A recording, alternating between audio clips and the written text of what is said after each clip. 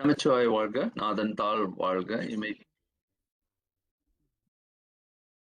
நமச்சிவாய வாழ்க, நாதன் தாள் வாழ்க, இமைப்பொழுதும் நம் யாவர் நெஞ்சிலும் நீங்காதான் தாழ் வாழ்க.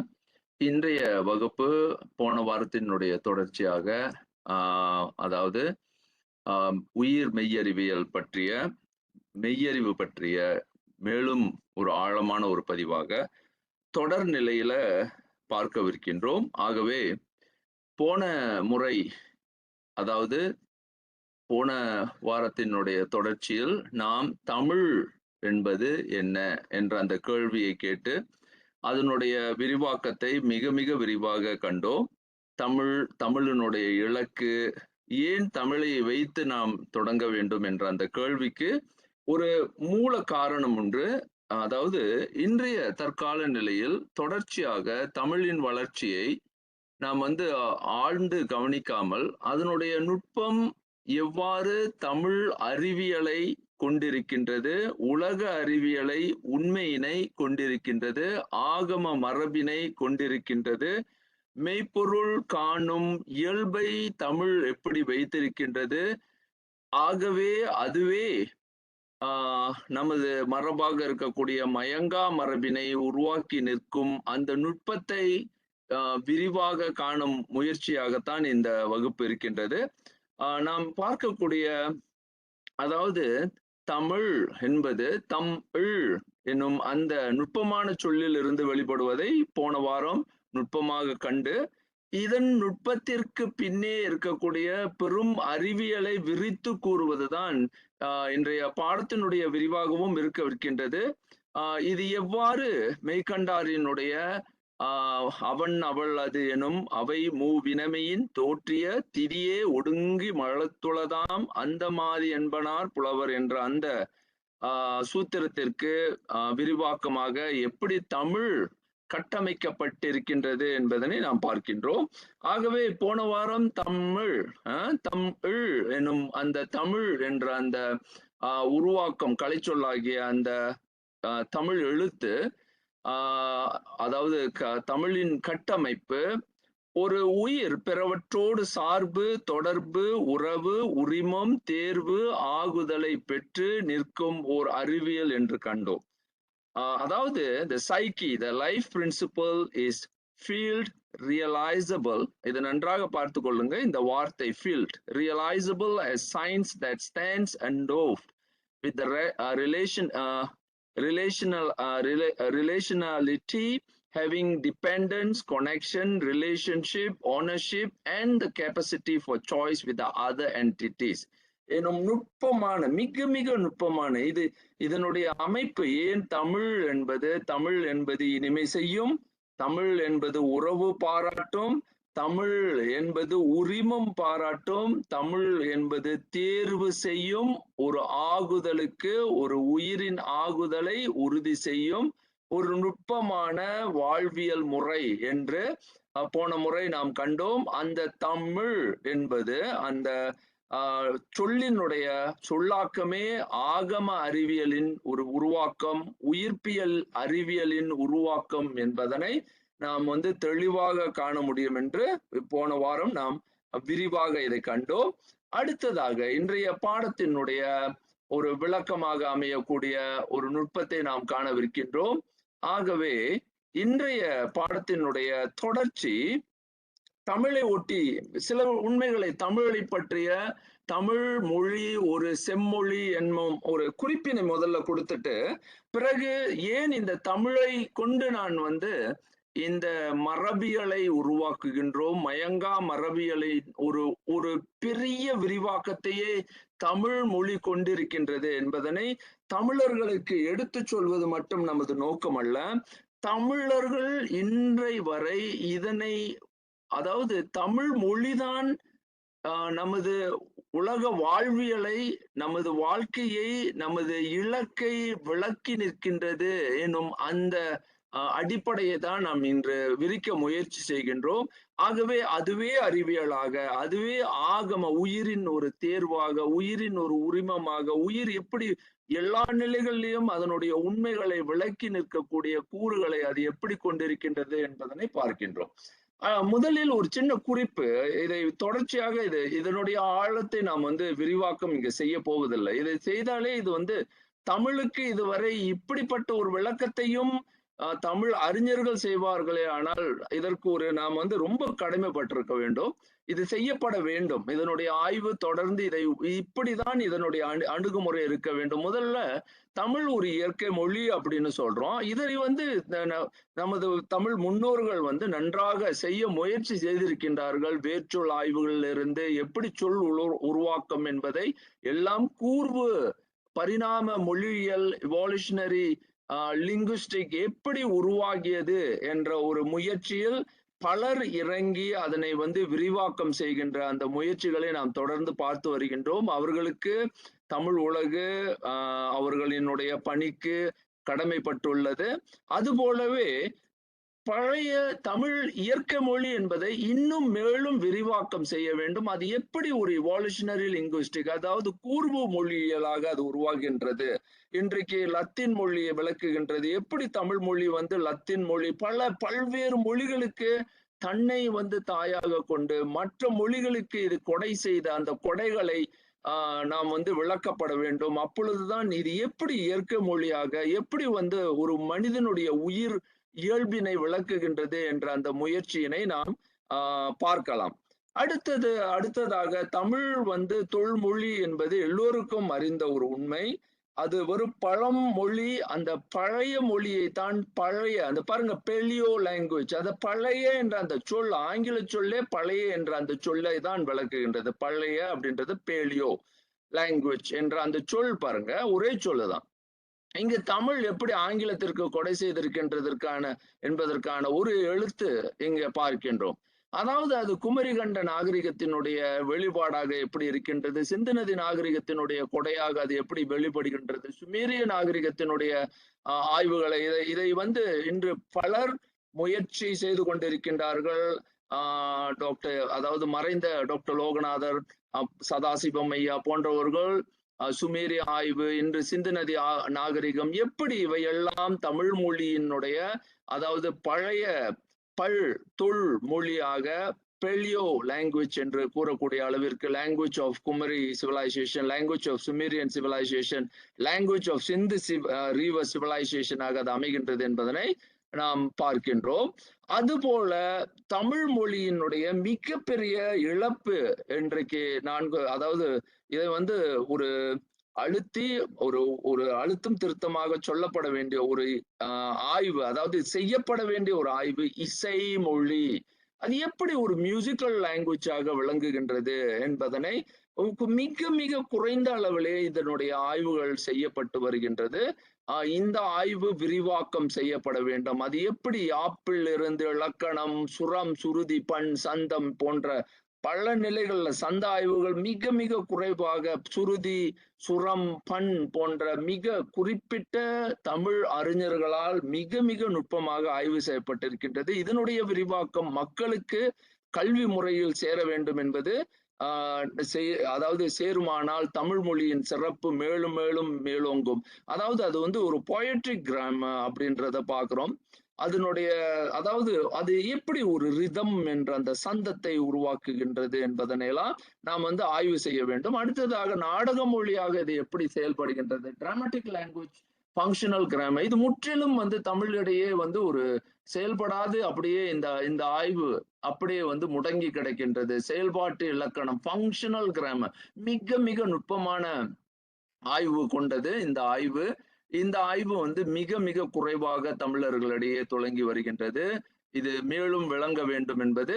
அடுத்தது அறிவியல் மொழியாக சயின்ஸ் லாங்குவேஜ், இயக்கு நுண் கணிதமாக ஆபரேட்டிவ் கல்குலஸ் அப்படின்றது போல இதற்கு செயல்பாட்டு இலக்கண இயக்கிகள் எப்படி, அந்த ஆபரேட்டர்ஸ் எப்படி இருக்கின்றது அப்படின்னு எல்லா மொழிகளையும் அதாவது அறிவியல் மொழி என்பது எளிதான ஒரு காரியம் அல்ல. அது எப்படி ஒரு அறிவியல் மொழியாக விளங்குகின்றது என்பதனை நாம் விளக்க வேண்டும். அடுத்தது மறைமொழியாக மிஸ்டிக்கல் லாங்குவேஜ், மந்திராயணம் இலக்கணங்களை நாம் மீண்டும் உயிர்ப்பிக்க வேண்டும். தமிழ் மந்திராயணத்தினுடைய மிக மிக அதாவது அதுதான் அடிப்படையை வைத்திருக்கின்றது. அந்த மந்திராயண இலக்கணம் முற்றிலும் அதாவது திருமூலரில் வெளிப்படக்கூடிய, திருமந்திரத்தில் வெளிப்படக்கூடிய மந்திராயணம் அதனுடைய ஆய்வே இன்றைக்கு வந்து முழுமை பெறாமல் அப்படியே முடங்கி கிடக்கின்றது. அதனையும் விரிவாக்கம் செய்யப்பட வேண்டிய கடப்பாடுகள் நமக்கு இருக்கின்றது.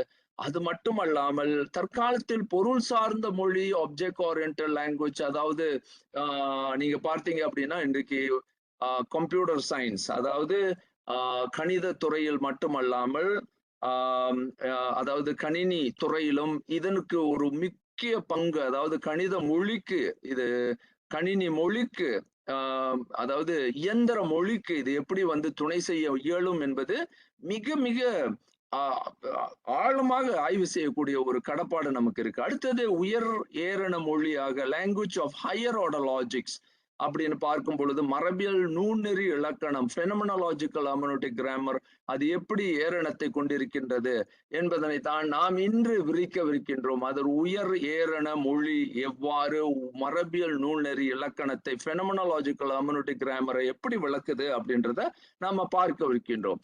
போன முறை இந்த கேள்வியோடு தான் நான் வந்து ஒரு அதாவது தமிழ் அறிவியல் எத்தகையோரை உருவாக்க அதனால் இயலும், what kind of people does Tamil scientific thought produce என்ற அந்த கேள்விக்கு முதலில் நாம் வந்து ஒரு தெளிவு பெற வேண்டும். இது எந்த அடிப்படையில் அது உருவாக்கும் ஒரு தகைமையை கொண்டிருக்கின்றது அப்படின்னு. ஏன்னா இது வந்து முற்று முதலாக தமிழின் கட்டமைப்பு எத்தகைய ஒரு ஆள் அறிவியலை கொண்டிருக்கின்றது என்பதற்கு ஒரு உருவாக்கம் தேவை. அப்ப அது எதை நோக்கி செல்கின்றது, எதை நோக்கி செலுத்தப்படுகின்றது, அப்படி அந்த உருவாக்கத்திற்கு எத்தகைய தமிழ் அறிவியல் ஞானிகளை, அறிவியல் ஆளர்களை, அதாவது அறிவியலாளர்களை எப்படி உருவாக்குகின்றது என்றால், இந்த இரண்டு திருக்குறளையும் இங்க இருக்கக்கூடிய தொல்காப்பியத்தினுடைய இரு பதிவுகளையே போதுமானதுன்னு நான் நினைக்கிறேன். அதாவது அறிவுடையார் ஆவதறிவார் அறிவிலார் அக்தரி கல்லாதவர் அப்படின்ற முதல் திருக்குறள் நமக்கு மிக மிக நுட்பத்தை தருகின்றது. ஆவது, இதுதான் ஆகம அறிவியலினுடைய ஒட்டுமொத்த விளக்கம். அதாவது ஆகமம் கற்பதனால் நமக்கு என்ன, எப்படிப்பட்டவரை நாம் உருவாக்குகின்றோம் என்றால், ஆவது அறிவார், த வைஸ் ஃபாசி, அதாவது ஃபாசியர் அப்படின்னு நம்ம சொல்றோம். இதைதான் வந்து அதாவது சங்கிருத மொழியில நம்ம வந்து ரிஷி அப்படின்றோம். ரிஷி என்பது தெரி, சி, சி என்பது பார்வை, ஒளி. அதுல இருந்துதான் சிவம் என்ற சொல் பல்வேறு நிலைகள்ல, அந்த பல நிலைகள்ல அது கண்களை முதல்ல விளக்கும், துளக்கும். ஆவது அப்படின்ற அந்த அறிவு, ஆவது அறிவார். தெரிசி, தெரிசி ரிஷி ஆனது அந்த வார்த்தை. ரிஷி அப்படின்னு என்று அழைக்கின்றோம். அவர்கள் எல்லாம் வந்து ஆவதறிவார்கள். எதை நோக்கி, நாம் எதற்காக இருக்கின்றோம், இந்த இருப்பின் பிறப்பின் நோக்கம் என்ன, இதை வந்து இதற்கு, இந்த கேள்விகளுக்கு இவர்களே வந்து இந்த அறிவியலின் அடிப்படையில் சிந்திப்பவர்கள் தான் அறிவுடையார். மற்றவரெல்லாம் அக்தரி, படித்திருந்தாலும் இலக்கு தெரியாமல், குறி தெரியாமல், எந்த டைரக்ஷன் தெரியாமல், அதனுடைய minds prepare the things about to be. அப்ப அது ஒரு டைரக்டிவ் மைண்ட் அப்படின்ற அந்த கருத்தை நமக்கு உள்நிறுத்துகின்றது. அதே கருத்தை தான் வந்து தொல்காப்பியர் அந்த காலத்திலேயே நாம் எப்படி சிந்திக்க வேண்டும், மறியில் செய்தி மூவகை காலமும் நெறியின் ஆற்றிய அறிவன் தேயமும் அப்படின்னு முடிக்கிறார்.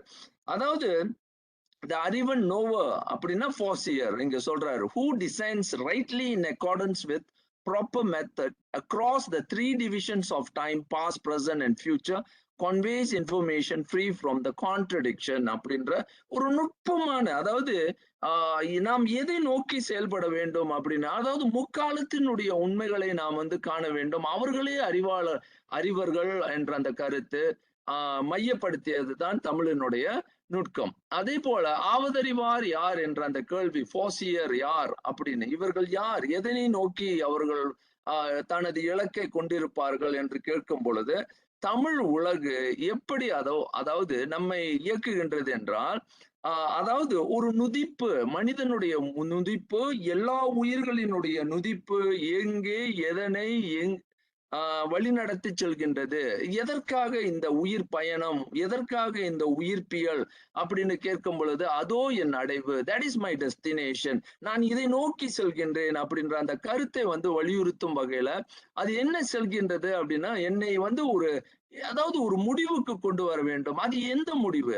அதாவது சிலருக்கு நான் இந்த முடிவை அடைகின்றேன், இதுதான் எனது முடிவா, இதுதான் எனது முடிவா, இறப்பு எனது முடிவா அப்படின்ற அந்த கேள்விகளுக்கு எல்லாம் கடந்து, அதெல்லாம் அப்பாற்பட்டு இது இந்த வாழ்க்கைக்கு பிறவி பெருங்கடல், பிறவிக்கு ஒரு முடிவு தேடும் முத்தி நிலை தேடும் அந்த முயற்சி தான் வந்து தமிழர்களுடைய அந்த ஆவதறிவர் ஆவதறிவார் அறிவன் என்ற அந்த முக்கால உணர்வு, முக்காலத்தையும் அறிகின்ற போசியர் அப்படின்ற அந்த நுட்பத்தை நமக்கு காட்டுகின்றது.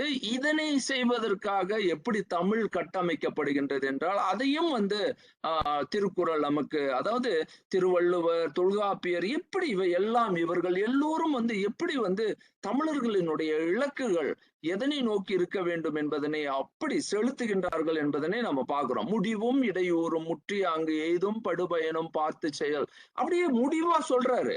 நீ எது முடிவாக காண்கின்றாய், எது உனது முடிவு, எது உனது இலக்கு, குளோபல் எண்ட், எது வரைக்கும் நீ செல்ல முடியும், இந்த இலக்கை நோக்கி நீ எங்கே உனது இலக்கு இருக்க வேண்டும், அப்ப முடிவு என்பது என்ன என்ற தெளிவு இல்லாமல் நாம் வந்து நமது பயணத்தை தொடங்கி செலுத்துவோமானால், அதாவது கண்களுக்கு வந்து அதாவது கண்கள் இருந்தும் குருடர்களாக இருப்பது எப்படி என்றால், அவர்கள் தனது இலக்கு தெரியாமல் வாழ்க்கையை நகர்த்துவது. நமக்கு கிடைக்கக்கூடிய ஒரு பிறப்பாக இருந்தாலும் அது வந்து கிடைக்கா பிறப்பு பாருங்க, அரிய பிறப்பு. அந்த அரிய பிறப்பை வந்து இலக்கு தெரியாமல் நாம் வந்து எங்கெங்கேயோ அதாவது அதாவது கண் போன போக்கிலே கால் போக போக, மனம் போன போக்கிலே கால் போக போக அப்படி போவது அல்ல. கண்களுக்கு தெரிவதை கொண்டு தான் வந்து தன்னை நகர்த்துவது அல்ல. வாழ்க்கையினுடைய இலக்கு நமக்கு முடிவு தெரிய வேண்டும். அந்த முடிவின் அடிப்படையில் இடையூறுகள் வந்தே தீரும் அப்படின்ற அந்த கருத்தையும் வைக்கின்றார் பாருங்க. அப்ப பிஃபோர் அண்டர்டேக்கிங் அன் ஆக்ஷன், ஒரு செயல், எந்த ஒரு இலக்கு வைக்கின்றோம், ஆப்ஜெக்டிவ் அப்படின்னு சொல்றோம். அந்த ஆப்ஜெக்டிவ்க்கு அந்த முடிவு வந்து அது எந்த முடிவுக்கு என்னை கொண்டு செல்கின்றது அப்படின்னு கேட்கும் பொழுது, அங்க கன்சிடரிங் த எண்ட், எந்த முடிவுன்னு நமக்கு தெரியணும். அப்போ தி ஆப்ஸ்டக்கிள்ஸ், அதுக்கான இடையூறுகளை எப்படி களைவது என்ற சிந்தனை அப்போதான் வரும். நம்ம அதை பற்றி சிந்திக்காத வரை நமது இலக்கு என்ன அப்படின்ற முடிவு என்னன்னு தெரியவில்லை என்றால், நாம் எந்த மாதிரியான இடையூறுகளை சந்திக்கவிருக்கின்றோம் என்பது நமக்கு தெரியாது. இடையூறுகள் என்பது ப்ராப்ளம், அங்க இருக்கக்கூடிய நம்மளுடைய எதிர் விளைவுகள், எதிர்வினை ஆற்றி நம்மளுடைய செயல்பாடுகளை குன்றச் செய்கின்றது, எதெல்லாம் முடக்குகின்றது, எதெல்லாம் என்னை செயல்படாது உந்தி நகரச் செய்யாது அதாவது என்னை வந்து பின்வாங்க செய்கின்றது. இது ஒவ்வொரு உயிருக்கும் நடக்கக்கூடியது. இது வந்து அதாவது உயிரற்ற சடப்பொருள்களுக்கு நடப்பது அல்ல. அப்ப அதையும் கன்சிடரிங் த எண்ட் ஆப்ஸ்டக்கிள் கண்டு and full extent of the benefit to be gain, அப்போ படு பயன் தெரியணும். அப்ப அதாவது நான் இதை செய்தேனால என்ன பயன்னு எனக்கு தெரியணும். பயன் தெரியாமல் நம்ம எந்த செயலையும் செய்வதன் பொருள் அல்ல. இது வந்து இவர் செய்ய சொன்னார், அவர் செய்ய சொன்னார், அவரால் செய்கின்றேன், இவரால் செய்கின்றேன் அப்படி என்ற கருத்து இல்லாது, என்னை அது என்ன செய்யும் என்ற அந்த சிந்தனையை நாம் வந்து உள்வாங்கணும். இப்ப இதற்கெல்லாம் இப்ப ஏன் இந்த வழியில் நாம் செல்கின்றோம் அப்படின்றத நான் முதல்ல சுருக்கி, ஏன்னா இங்க பாத்தீங்கன்னா தமிழருக்கு என்று ஒரு அறிவியல் உண்டா என்ற கேள்வியை போன வாரம் நாம் கேட்டிருந்தோம். அந்த கேள்விக்கு நாம் வந்து ஒரு நீண்ட விளக்கம் தரும் பொழுது, இந்த கேள்விக்கு ஒரு முக்கியமான பங்கு நான் வந்து காரணமின்றி காரியமில்லை என்ற அந்த கருத்தை முதல்ல மையப்படுத்தி இருந்தேன். அதாவது அண்ட படைப்பு காரண படைப்பு அப்படின்ற ஒரு நுட்பமான கருத்தை நம்ம முன் வச்சுட்டோம். அதாவது தமிழர்கள் மட்டும் நீங்க பாத்தீங்கன்னா, அதாவது எந்த உலகத்தில் நடக்கக்கூடிய ஒவ்வொரு உண்மைகளையும் காரணத்தோடு தான் நடக்கின்றது என்ற அந்த உண்மையை பார்க்கின்றார்கள். அது எப்படி அவர்களால் அதை சொல்ல முடியுதுன்னா, ஒரே ஒரு கருத்து தான், மலத்துளதாம் என்ற அந்த வார்த்தையை பிடித்துக் கொள்கின்றார்கள். ஏன் இந்த உலகம் இருக்கின்றது, எதற்காக நான் படைக்கப்பட்டேன், எப்படி, எதற்காக நான் என்ன செய்ய வேண்டும், இந்த உலகத்தில் எனது பங்கு என்ன, எனது நோக்கம் என்ன, எனது இலக்கு என்ன, நான் எதை நோக்கி செல்கின்றேன், எது என்னை செலுத்துகின்றது அப்படிலாம் கேட்கும் பொழுது, அப்ப காரணத்தை தேடும் பொழுது மலத்து என்னுள்ளே ஒரு மலம் உண்டு அப்படின்னா என்னை பிணித்திருக்கும் என்னுடைய செயல்பாடுகளை முடக்கும் அப்ப என்னுடைய கேள்விகள் அங்க வருது. அப்பதான் இங்க வந்து தொல்காப்பியர் ஒரு கேள்வி கேட்கிறாரு. மலத்துளதாம் அப்படின்னு நீங்க சொல்லிட்டீங்க, எனக்கு காட்ட முடியுமா அப்படின்ற ஒரு கேள்வி. அவரு தொல்காப்பியர் வந்து ஒரு சிறப்பு என்னன்னா தமிழ் மரபை எப்படி கொண்டு போறாரு பாருங்க. காண்டிகை ஏரணம் கேட்கிறாரு. காண்டிகை ஏரணம் அப்படின்னா என்ன? இந்த வார்த்தைகள் எல்லாம் நான் தொடர்ந்து உங்களுக்கு அறிமுகப்படுத்திக்கிட்டே இருக்கிறேன். ஆனா நுட்பமான தமிழ் சொற்கள் இது தமிழினுடைய சிறப்பு எங்க இருக்குன்றதை நீங்க பாக்கணும். காண்டிகை ஏரணம் கேட்கிறாரு. காண்டிகை ஏரணம்னா there is a no effect without cause-ன்னு நீங்க சொல்லிட்டீங்க. சயின்ஸே ஒரு இடத்துல, அறிவியலே ஒரு இடத்துல இதை சொல்ல முடியல அப்படின்னா காரணத்தை பத்தி பேச முடியாத நிலையில தவித்து நிற்கும் பொழுது தமிழ் மரபு எப்படி எல்லா படைப்புகளும் படைப்பினுடைய எல்லாவற்றையும் காரணத்தோடு தான் விளங்குகின்றது எப்படி அப்படி சொல்ல முடிவதற்கு the creation of the cosmos is the effect of causal creation, the beingness or the manifestations of the because of reasons of the obscuring primal latent element அப்படின்ற ஒரு கருத்தை நீங்க முன் வைக்கிறீங்க. மலம் excrement impurity that veils the truth அப்படின்னு நான் சொல்லிட்டேன். அப்ப அங்க வந்து இவரு பாருங்க எவ்வளவு பெரிய சயின்டிஸ்ட் அப்படின்னா இவர் கேட்கிறாரு, சரி நீங்க சொல்றீங்க மலம் உண்டு அப்படின்னு எங்களுக்கு காட்டுங்க இந்த மலம் எப்படி இருக்குன்னு. மலம் என்பதை காண்டிகையில் ஏறணும். அதாவது காண்டிகா அப்படின்னா காண்பது காண்பது ஈகை. அந்த காண்பதற்கு அது என்ன செய்யணும்னா துணை, அதாவது அந்த விளக்கத்தை செய்ய வேண்டும். காண்டல் அப்படின்ற அந்த வார்த்தையை எடுத்து ஈகை காண்டிகை இகை செய்தல் அப்படி அதுக்கு துணை செய்து அதனுடைய விளக்கத்தை வந்து தெளிவுபடுத்துங்க. அதாவது டெமான்ஸ்ட்ரபிள் ட்ரூத்தா மாத்துங்க. Can you demonstrate? இப்போ இந்த கருத்தை நீங்க சொல்லிட்டீங்க. அப்ப அவர் என்ன கேட்கிறாரு? சீயிங் த்ரூ டெமான்ஸ்ட்ரேஷன் ஹார்மோனிக் லாஜிக்ஸை கொண்டு வர்றாரு. இங்கதான் வந்து பாத்தீங்கன்னா தொல்காப்பியம் என்னன்னா மலத்து உளதுன்னு நீங்க சொல்லிட்டீங்க. இப்ப எங்களுக்கு இதை எடுத்து காட்டுங்க. எங்க எப்படி நீங்க இதை வந்து உறுதிப்படுத்துறீங்க? அப்ப பாருங்க இந்த சயின்ஸ் தான் வந்து இன்னைக்கு வந்து ஏஐ உலகத்தையும் சரி மற்ற எல்லா காலங்கள்லயும் ஒரு டெமான்ஸ்ட்ரபிள் சயின்ஸ் வந்து உருவாக்குனாதான் இன்னைக்கு வந்து நம்மளால என்ன செய்ய முடியும்? ஏஐ உலகத்தையே ஜெயிக்க முடியும். ஏஐக்கு வந்து அது என்ன செய்யுது காட்டுது. ஆனா டெமான்ஸ்ட்ரபிள் அப்படின்னா இயற்கையில் உண்மையில் அந்த இன் ரியாலிட்டி மெய்யத்தில் மெய்யம் கொண்ட அந்த மெய்யம் மெய் நிலையில் இயற்கையினுடைய உண்மை நிலையில் அதை எப்படி நீ காண்கின்றாய், அதை எப்படி நீ வந்து உறுதிப்படுத்துகின்றாய் அப்படின்ற அந்த சயின்ஸ் வந்து ஃபெனோமெனாலஜிக்கல் சயின்ஸ் அப்படியே உள்ள கொண்டு போய் ஹெர்மெனடிக் சயின்ஸ் அதை வந்து ஒரு நூலியல் மரபாக ஒரு அறிவாக அதை எப்படி நீ வந்து காட்ட முடியும்? எனக்கு செய்து காட்டு. உண்மையை அதாவது நீங்க இருக்குன்றீங்கன்னா காட்டுங்க, எப்படி காட்டுறேன் அப்படின்னு கேட்கிறாங்க. அப்ப இந்த காண்டிகை ஏரணம் வரும் பொழுது இதை பாருங்க, இதைத்தான் நான் இப்ப காண்டிகை ஏரணம் தான் செய்ய அப்படியே ஒவ்வொன்றா காட்டுறேன். இந்த காண்டிகை ஏரணத்தை எப்படி வந்து தமிழர்கள் கொண்டு வராங்க அப்படின்றத கேட்கிறோம். அப்ப அதாவது தொடர்ந்து இந்த இந்த சிந்தனையை தான் மையப்படுத்தி நான் வந்து நீங்க வந்து தமிழர் மரபுல இந்த மலத்தை உடைய அறிவியலை மட்டும் உங்களால் காட்ட முடியவில்லை என்றால் தமிழ் மரபே இல்லை. அப்போ ஒரு ஆழமான சேலஞ்ச், அதாவது நமக்கு இருக்கக்கூடிய மிகப்பெரிய சவால் மலத்தை பற்றி சிந்திப்பதுதான். ஏன்னா எனக்கு தடையே நான் வந்து கேட்கிறேன், நான் ஏன் இங்க இருக்கின்றேன் அப்படின்னு ஒரு கேள்வி கேட்கும் பொழுது மலத்தால் தான் நீ இருக்கின்றாய் அப்படின்ற கேள்வி வருது. அப்ப இந்த கேள்விக்கு நான் நிச்சயமாக மலம் என்பது என்ன அப்படின்ற அந்த சிந்தனையை தானே சிந்திக்கணும். எவ்வளவு ஆழமாக தமிழர்கள் இதை சிந்திக்கின்றார்கள், இதற்கான அந்த அந்த முயற்சியில் இருக்கின்றார்கள் அப்படின்றத பார்க்கும் பொழுது இதுதான் தமிழர் அறிவியலை குன்றச் செய்தது. ஏன்னா இந்த அறிவியல் வந்து மிக மிக ஆழமாக அறிவியல் ஒரு காலகட்டத்தில் ஆய்வு செய்யப்பட்ட ஒரு அறிவியல், ஆகம அறிவியல் இன்று முற்றிலும் இந்த ஆய்வு வந்து அப்படியே முடங்கி கிடக்கின்றது. அப்ப நம்ம என்ன பார்க்கிறோம் அப்படின்னா இது பாருங்க, இருப்பதற்கு காரணத்தை வந்து ஆகம அறிவியல் சொல்லுது. இந்த மலம் நீக்கப்படுமானால் இந்த உண்மை உனக்கு தெளிவாகிவிடும். அது புது அறிவியலால் செய்ய முடியவில்லை. முடிவில்லா தேடலை அது கொண்டு போகுது. நீங்க எப்படி தேடிக்கிட்டே போறீங்க, இன்னைக்கு போங்க இங்க தேடுங்க, இன்னைக்கு அறிவை தேடுறீங்களா, நாளைக்கு ஏஐ வருதா, இன்னைக்கு என்ட்ரோபிக் ஏஐ வந்துருச்சு, அடுத்தது நீங்க பாக்குறீங்கன்னா ஓப்பன் ஏஐ கோடாக்ஸ் வருது, என்னென்னமோ நடக்கின்றது, என்னென்னமோ போய்கொண்டே இருக்கின்றது. வளர்ச்சி வந்து தொடர்ச்சியாக இருக்கின்றது. அப்ப என்ன மாதிரியான வளர்ச்சியாக இது இருந்தாலும் அது பாட்டுக்கு போற வழியிலே போகும். அது எங்க கொண்டு செல்லுது, எதுக்கு கொண்டு செல்லுது? இதுக்கு க்ளோஷர், நோ க்ளோஷர் இன் த சீக்கிங். அப்ப நான் எதை நோக்கி போகின்றேன் அப்படின்னு காரணமும் காரியமும், அதாவது காரியம் இருக்கின்றது, காரணம் எதை நோக்கி செல்கின்றோம் என்ற இலக்கு இல்லை. அப்போ ஃபாசியர் அப்படின்னு பாருங்க, ஆவதறிவார் அங்க இல்ல, அறிவன் பண்பாடு அங்க இல்ல. இங்க நமக்கு வந்து ஆவது, எனக்கு நான் எதை நோக்கி போகின்றேன், மலத்துள்ளதான் முடிவுள்ள தேடல் வேணும், சீக்கிங் தட் எண்ட், க்ளோஷர் இருக்கணும். அப்பதானே நான் இலக்கு, இப்ப ஒரு பிறந்த குழந்தைக்கோ இல்ல எனது கல்வி முறையையோ எந்த இலக்கு நோக்கி நான் நகர்த்த முடியும் அப்படின்னு குழந்தைகளுக்கு சொல்லி தர முடியும். இல்லை, வாழ்க்கையில நமக்கு ஒரு இலக்கு இருக்கும், ஒரு டைரக்ஷன் இருக்கும், கண்கள் இருக்கும். இன்னைக்கு வந்து என்னன்னா கண் மூடி, அதாவது கண்கள் திறந்து நான் செயல்பட்டாலும் இலக்கு இல்லாத வரை எனக்கு மூன்றாம் கண் இல்லை. எனக்கு மூன்றாம் கண், அதாவது இலக்கு தெரியாத கண் இல்லை. என்னை எங்கே கொண்டு செல்கின்றேன் என்ற இலக்கு தெரியாமல் நான் ஒரு குருடனாகத்தான் செல்கின்றேன்.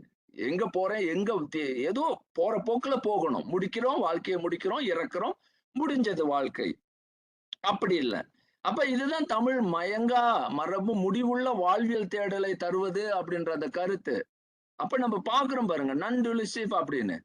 இதைத்தான் நீங்க பாருங்க, நான் இதைத்தான் வந்து திருமூலர் வராரு பாருங்க. இப்ப திருமூலர் என்ன சொல்றாரு அப்படின்னா, இது ஏன் ரொம்ப ரொம்ப முக்கியம், இந்த இந்த ஆய்வினுடைய அதாவது தெளிவு, முக்கியம், தேவை எல்லாம் எங்க இருக்கு அப்படின்னு பாத்தீங்கன்னா, திருமூலர் இத்தனை பேர், திருவள்ளுவரிலிருந்து தொல்காப்பியிலிருந்து நீங்க பாத்தீங்கன்னா அந்த இலக்கு, தமிழ் மரபினுடைய இலக்கு எதை எப்படி செலுத்தப்படுகின்றது என்றால் உருக்குறியை நோக்கி தான் செலுத்தப்படுகின்றது.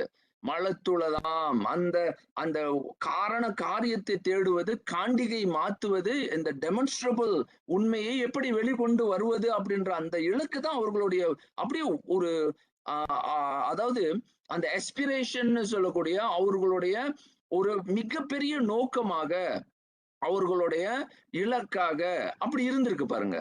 அப்ப இது எப்படின்னா, இதுக்கு பேர் இன்னொரு நுட்பமான விஷயம் சுத்த சைவ உள்ளியல் அப்படின்னு.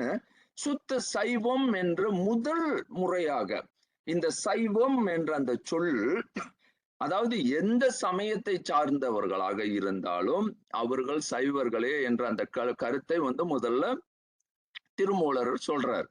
சைவம் என்பது என்னன்னா, இறை தேடலில் உள்ளவர்கள், தேடலில் இல்லாமல் இறையை புரிந்து கொள்ள முடியாமல் இறைவன் இருப்பதை, ஆனால் ஏதோ ஒரு தேடலில் இருப்பவர்கள் அத்தனை பேரும் சைவர்களே அப்படின்னு. அதாவது சைவம் என்பது என்ன அப்படின்னா, சிவத்தை தேடுதல் அப்படின்றது நமக்கு தெரியும், சிவத்தை அறிதல் அப்படின்றது தான் சைவம் என்ற அந்த சொல். ஆனா இங்க சுத்த சைவம் அப்படின்ற அந்த கருத்து எப்போ வருகின்றது அப்படின்னு பார்க்கும்போது, எப்பொழுது அந்த இறை தேடலில் அந்த இறைவனை புரிந்து கொள்ள முயற்சி செய்யும் பொழுது, அந்த இருப்பியல், நான் ஏன் இறைவன் என்னை படைத்தார் என்ற அந்த கேள்விக்கு பதிலாக அதுதான் மலம், மலத்து இருப்பதனால், அந்த மலத்து உளதால் அப்படின்ற அந்த கேள்வி, இந்த மல நீக்கம், த எக்ஸ்கிரீமென்ட் எலிமினேஷன், அந்த லெட்டன் எலிமெண்ட் அப்படின்னு அந்த சொல்லக்கூடிய அந்த மலம் என்ற அந்த சிந்தனையில மெய்யறிவு தேடல் எப்படி இருக்க வேண்டும் அப்படின்னா, அப்போ இங்க என்ன சொல்றாருன்னா, the great path that removes impurities, element, mala, excrement, இதை செய்வதுதான் சுத்த சைவம்னு ஒரு வார்த்தை, பியூரிட்டி. அப்ப வாழ்க்கையினுடைய பியூரிட்டி, அதாவது நம்ம எதை இழக்கும், அதாவது செலுத்த முடியும் அப்படின்றதுதான் மலம் நீக்கும் பெருமார்க்கத்தை நமது மரபு வளர்க்கின்றது. அந்த மரபு என்ன அப்படின்னா, சுத்த சைவ சன்மார்க்கம், சுத்த சைவ தசமார்க்கம், சுத்த சைவ பாத்தீங்க அப்படின்னு சொன்னாக்கா மார்க்கங்களின், அதாவது 4 மார்க்கங்களை, அதாவது திருமூலர் எடுத்து காட்டுகின்றார். நீ என்ன செய்தாலும் உனக்கு மார்க்கங்கள் 4 தான், சைவ மார்க்கங்கள். அதாவது நீங்க பாத்தீங்கன்னா சக மார்க்கம், தசமார்க்கம் அப்படின்னு, சன்மார்க்கம், இது சுத்த சைவ சன்மார்க்கம் அப்படின்னு. அப்போ இவர் என்ன செய்யறார் அப்படின்னா, இந்த கருத்து தான், அதாவது சுத்த சைவ மார்க்கத்தை திருமூலர் உருவாக்குகின்றார். அதாவது நீ எதனை தேட வேண்டும், உன்னுடைய தேடல் எப்படி இருக்க வேண்டும், இதை பற்றி நான் இந்த மார்க்கங்களை பற்றிய ஒரு திருமந்திரத்தினுடைய ஆழ் அறிவியலை ஒரு ஒரு பாடத்தில் விளக்கவிருக்கின்றேன். ஆனா இப்போ இது என்னுடைய இலக்கு வந்து இங்க சுத்தம் என்ற அந்த சொல், சுத்த சைவம் முதல்ல புரிந்து கொள்ளுங்க. சுத்த சன்மார்க்கம் அப்படின்ற முதல் சொல், அந்த சைவ சன்மார்க்கத்தை உருவாக்கியவர் திருமூலரே. இதுல நல்லா தெரிவு வேணும். பிறகுதான் வந்து இந்த சுத்த சைவம் சன்மார்க்கம் சுத்த சன்மார்க்கமாக அது மாறி வள்ளலார் போன்றோர் அதை வந்து விரிவாக்கம் செய்கின்றார்கள். ஆனால் இதற்கு மூல அடிப்படை சுத்தம் என்ற அந்த சொல் எங்கே வெளிப்படும் என்றால், மலத்தை குறித்து சிந்திப்பவர்கள் தான் சுத்த சன்மார்க்கிகள். அது நல்லா புரிந்துங்க. இன்னைக்கு சுத்த சன்மார்க்கிகள்னா என்னன்னே புரியாம என்னென்னமோ சொல்லிட்டு இருக்காங்க. புரியுதா புரியலையா அப்படின்னு அவங்களுக்கு தெரியல. அவங்க வந்தது அப்படியே பேசிட்டு இருக்காங்க, நாங்க சுத்த சன்மார்க்கிகள் அப்படின்னு. அது அவங்களுக்கு புரியுதா இல்லையான்னு எனக்கு தெரியல. ஆனா திருமூலரினுடைய அடிப்படையில் தான் இவை யாவும் உருவாகின. அப்ப திருமூலர் வந்து இந்த சுத்த சைவ, அதாவது சைவ சிந்தனையை இங்க வலியுறுத்துறாரு. அது ஏன் சுத்த சைவம் அப்படின்ற அந்த சொல்லை இங்க கொண்டு வர்றாருன்னா, உங்களுடைய இலக்கு மலத்தை நீக்கும் முயற்சி, அந்த கருத்தை வந்து நேரடியா வைக்கிறாரு. அப்போ உங்களுடைய முயற்சி வந்து இருக்கணும். அப்ப நம்ம திருப்பி இந்த கேள்விக்கே போறோம். இப்போ இந்த அறிவியலை இப்ப நம்ம வந்து விரிக்க போறோம். இந்த அறிவியலை எப்படி விரிக்கணும்? அதுக்கு வந்து முதல்ல சரி நீங்க சொல்லிட்டீங்க மலம் உண்டு. அப்போ கேள்வி வந்து மலம் தான். நம்மளுடைய இலக்கு மலம் தான். மலத்தை பற்றி தான் சிந்திப்பது. இந்த மலம் என்ற அந்த சொல் வந்து நம்ம போன முறையே சொன்னேன். இது வந்து எளிய ஒரு சாதாரண கலைச்சொல் அல்ல அப்படின்னு. எக்ஸ்கிரீமன் அப்படின்னா இப்ப நான் உண்ணும் ஒரு உணவு என்னை விட்டு அகலுகின்றது. அப்ப நான் போகும்பொழுது அது என்ன அதாவது உள்ளே உணவு என்னுடைய சத்தாக மாறி பின்பு அங்கு அது ஒரு மலம் போல் இருந்து வெளியேற்றப்பட வேண்டும்.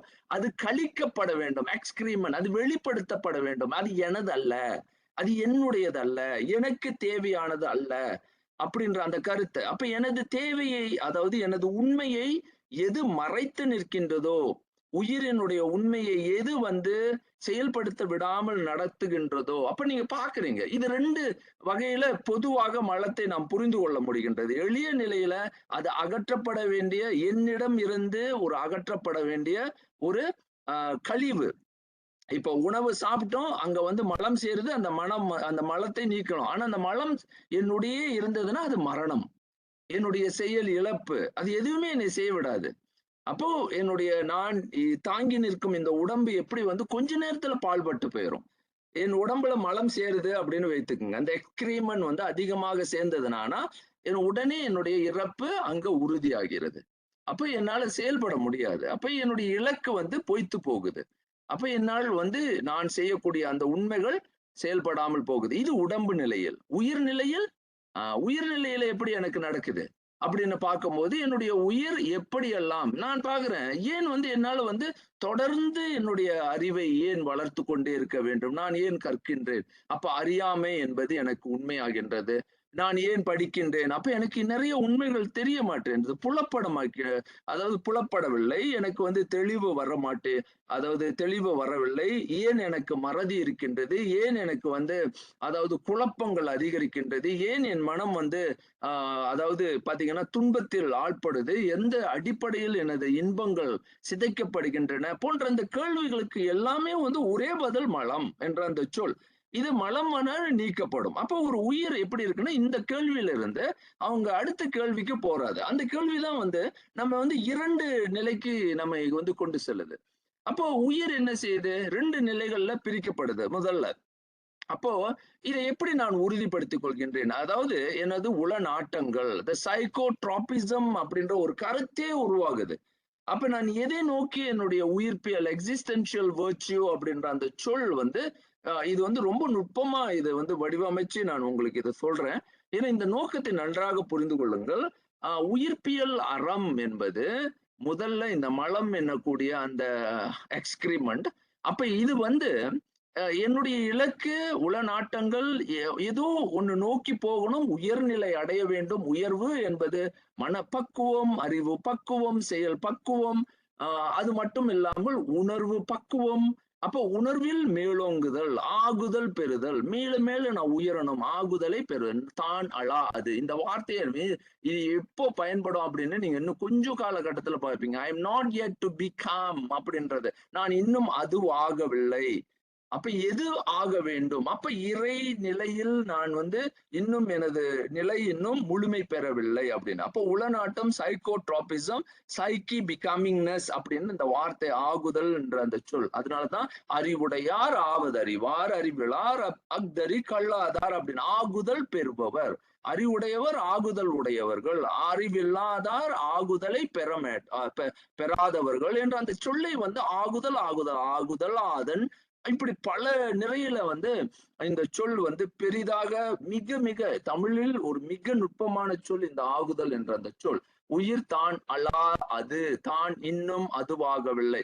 அப்போ இரண்டு, முக்தியை நோக்கி செல்வது, அடுத்தது மலத்தை விடுத்து, அதாவது மலத்தை கடந்து ஒரு பொருள் செல்ல வேண்டும் அப்படின்னு. இந்த ரெண்டு நிலைகளை தான் தமிழர்கள் உயிர்ப்பியல் அறமாக பாக்குறாங்க, எக்ஸிஸ்டென்ஷியல் வர்ச்சுவாக அவங்க விரிவாக்கம் செய்யறாங்க. இப்ப இதை எப்படி காண்டிகையாக மாத்துகின்றார்கள், மாற்றி நம்மை டெமான்ஸ்ட்ரபிள் சயின்ஸா எப்படி மாத்துறாங்க? இதை இப்ப இதுல ரெண்டு குறி நமக்கு இருக்கு. ஒன்று, நான் எனது இலக்கு முக்தி, அது என்ன அப்படின்ற ஒரு கேள்வி.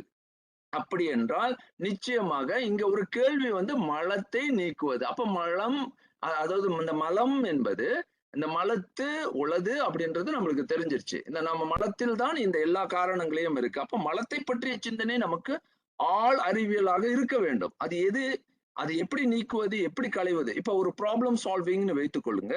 நான் ப்ராப்ளத்தை சால்வ் பண்ணணும் அப்படின்னு சொன்னா முதல்ல ப்ராப்ளம் என்னன்னு எனக்கு தெரியணும். நான் ப்ராப்ளத்தை டேக்கிள் பண்றது, அதாவது ப்ராப்ளத்தையே நான் சிந்திக்காம நான் பாட்டுக்கு, அதாவது பிரச்சனைகளை என்னன்னு தெரியாமலே நான் பாட்டு எதுவாக செய்ய முயற்சிக்கும் பொழுது அதற்கு பேர் இலக்கற்ற செயல். இலக்கு அல்ல, அது ஆகுதல் அல்ல. என்னை எதற்காக, எந்த இலக்கை நோக்கி? இதுதான் இன்னைக்கு உள்ள கல்வி திட்டங்களினுடைய அடிப்படை பாருங்க. அவுட்கம் பேஸ் லேர்னிங் அப்படின்றாங்க. அது ஏன் அவுட்கம் பேஸ் லேர்னிங் அப்படின்னும் பொழுது இலக்கு தெரியணும், முடிவு அதான் முடிவும் இடையூறும் முற்றியாங்கு.